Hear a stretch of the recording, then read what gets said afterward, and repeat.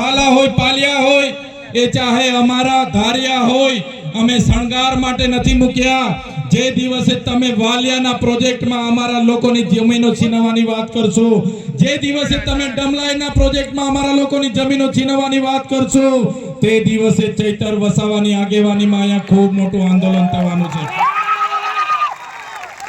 અને આ મંચ પરથી જાહેર મંચ પરથી પણ કહેવા માંગીએ છે, અમારા લોકોને તમે જીઆઈડીસીઓમાં હેરાન કર્યા છે, આગળ રાજ પાર્ટી લિગ્નાઇટ પ્રોજેક્ટમાં હેરાન કર્યા છે, આગળ અનેક પ્રોજેક્ટમાં ડેમોના નામે અહીંયા હેરાન પરેશાન કર્યા છે, કોરિડોરના નામે હેરાન કર્યા છે, હાઈવેના નામે હેરાન કર્યા છે।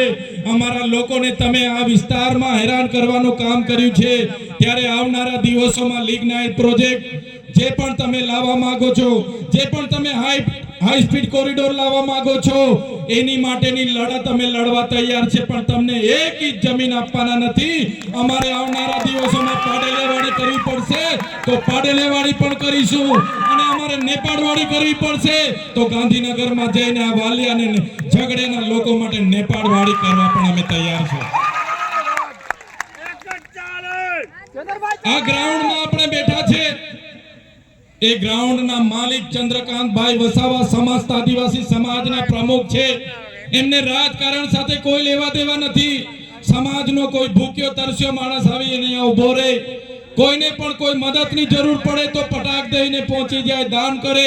કોરોનાના સમયમાં આ વિસ્તારમાં નર્મદાનું પૂર આવ્યું તે સમયમાં એમના પરિવારે, એમની દીકરીએ એમનાથી બનતી યથાશક્તિ પ્રમાણે એમણે યોગદાન આપ્યું। આપણે ગ્રાઉન્ડની માંગણી કરી ત્યારે ભાજપના લોકો એમને ડરાવવાના પ્રયાસ કર્યા, એમને ધમકાવવાના પ્રયાસ કર્યા। ત્યારે આ ચંદ્રકાંતભાઈ આજે અહીંયા નથી કે આપણને સાંભળતા પણ હશે, આ મંચ પરથી કહેવા માંગીએ છીએ, જ્યારે અમારા ચંદ્રકાંતભાઈને આ પોલીસ, એમનું જીએસટી, એમનું ઈડી, એમના ગૃહમંત્રી કે એમના ભાજપના નેતાઓ ક્યારેક પણ ખોટી રીતે હેરાન પરેશાન કરશે, આ ચંદ્રકાંતભાઈ માટે માત્ર ઝઘડિયા વાલિયા નેત્રંગ નથી, આ ચંદ્રકાંતભાઈ માટે આખું ડેડિયાપાડા પણ આવશે, અને જરૂર પડશે અંબાજીથી ઉમરગામના લોકોને અહીંયા લાખોની સંખ્યામાં ભેગા કરીશું। કોઈ પણ આદિવાસીનો માણસ આગળ વધે એટલે આ ભાજપના સાંસદના પેટમાં તેલ રેડાય છે। કોઈ પણ આદિવાસી યુવાન આગળ વધે તો અહીંયા હમણાં નવા કોંગ્રેસમાં જોડાયેલા નેતાઓના પેટમાં તેલ રેડાય છે।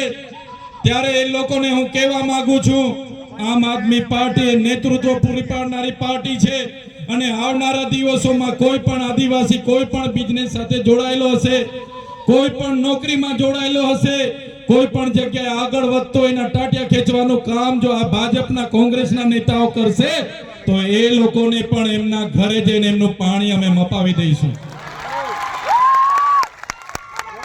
સાથીઓ, તમને બધાને ખબર છે, અનેક લાખો બલિદાનો પછી, હજારો ક્રાંતિકારીઓની શહાદતો પછી આ દેશને આઝાદી મળી, દેશનું બંધારણ બન્યું, અને દેશના બંધારણમાં આદિવાસીઓ માટે અનુસૂચિ 5 લાગુ કરવામાં આવી। આજે 77 વર્ષ થઈ ગયા, આજ દિન સુધી અનુસૂચિ 5 લાગુ નથી થઈ, પૈસા એક લાગુ નથી થયો, અને બહારના લોકો આવીને આ વિસ્તારની જમીનો છીનવે છે। ત્યારે આપણે બધા એક થવાની જરૂર છે, લડવાની જરૂર છે, કેમ કે આપણા આજ નેતાઓ દલાલ બનીને બેઠા છે। સૌથી વધારે જો આ વિસ્તારની સમસ્યા હોય તો આ વિસ્તારમાં જીઆઈડીસીઓમાં આપણા કામદારોનું શોષણ થાય છે। જે પ્રકારે સરકારે એમના ધારા ધોરણ મુજબ નિયમો બનાવ્યા, એમને ઇન્ડસ્ટ્રીયલ ડિસ્પ્યુટ એક્ટ મુજબ નિયમો બનાવ્યા, મિનિમમ વેજીસ, આજે પીએફ ફંડ હોય, આજે મેડિક્લેમ હોય, આજે ગ્રેજ્યુટી હોય, ઇન્ક્રીમેન્ટ હોય, બોનસ હોય, ત્યારે આપણા કામદારોને પૂરેપૂરું આપવામાં નથી આવતું, એમના માટે શોષણ થાય છે। ત્યારે આ મંચ પરથી અમે ખાતરી આપીએ છીએ, અમારા સંદીપભાઈ વસાવા હોય, રજનીભાઈ વસાવા હોય, અમારી આમ આદમી પાર્ટીની પૂરી ટીમ હોય, આવનારા દિવસોમાં ઝઘડિયા જીઆઈડીસી હશે કે વાલિયા જીઆઈડીસી હશે, જે પણ કંપની આપણા લોકલ આદિવાસી કામદારો સાથે અન્યાય કરશે તો ચૈતર વસાવાની આગેવાનીમાં તમામ કંપનીઓ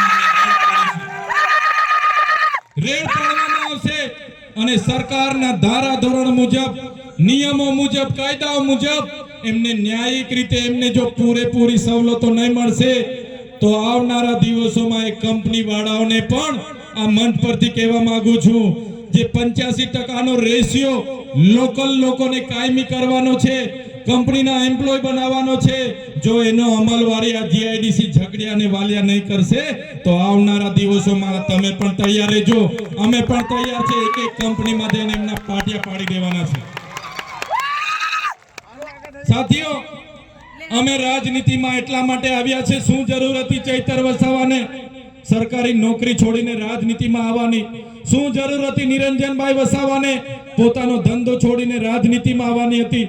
શું જરૂર હતી ડોક્ટર દયારામભાઈ વસાવાને પોતાનું હોસ્પિટલ બંધ કરીને રાજનીતિમાં આવવાનું?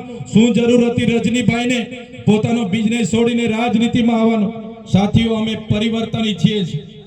તમારી સાથે કોઈ જગ્યાએ અન્યાય થાય તો અમને ગમતું નથી, તમારો અન્યાય અમે મહેસૂસ કરીએ છીએ। એ ચાહે કામદાર રડતો હોય, એ ચાહે શ્રમિક રડતો હોય, એ ચાહે આપણી માતા બહેન જ્યારે દુખી થતા હોય તો એનો અમે અહેસાસ કરીએ છીએ, અમને દુઃખ થાય છે અને અમે ત્યાં પહોંચીએ છીએ, એને ન્યાય આપવાનું કામ કરીએ છીએ। અમારું કામ એ તમને ન્યાય આપવાનું કામ છે, સમાજને જાગૃત કરવાનું કામ છે, સમાજને એક કરવાનું કામ છે। અને આ મંચ પરથી અમે કહેવા માંગીએ છીએ, અમે રાજનીતિમાં સમાજનો ઉપયોગ કરવા વાળા લોકો નથી, અમે સમાજ માટે રાજનીતિ કરવા વાળા લોકો છે।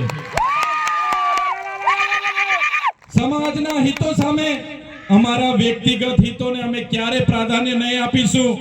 સમાજના હિતો સામે અમારા વ્યક્તિગત હિતોને ક્યારે પ્રાધાન્ય નહીં આપીશું। જે દિવસે આપણા લોકો અમને કહેશે કે તમારી રાજનીતિથી સમાજને નુકસાન થઈ રહેલું છે, તે દિવસે અમે રાજનીતિને પણ સાઈડ પર મૂકીને સમાજને પસંદ કરીશું। ત્યારે સાથીઓ, આ ભાજપના લોકોનું જ્યારે મનરેગા કૌભાંડ એનો અમે આખા ગુજરાતમાં ઉજાગર કર્યું, નળ સે જલના કૌભાંડને અમે ઉજાગર કર્યું। આ વિસ્તારમાં જ્યારે વાલિયા પ્રોજેક્ટની વાત હોય, ડમલાઈ પ્રોજેક્ટની વાત હોય, એની માટે અમે વિધાનસભામાં લડ્યા। આ વિસ્તારના ચાહે 56 નંબરનો કોરિડોર નીકળતો હતો અને એના મોવીથી લઈને આ વિસ્તારના ગામોની જમીનો જાય, એના માટે વિધાનસભામાં અમે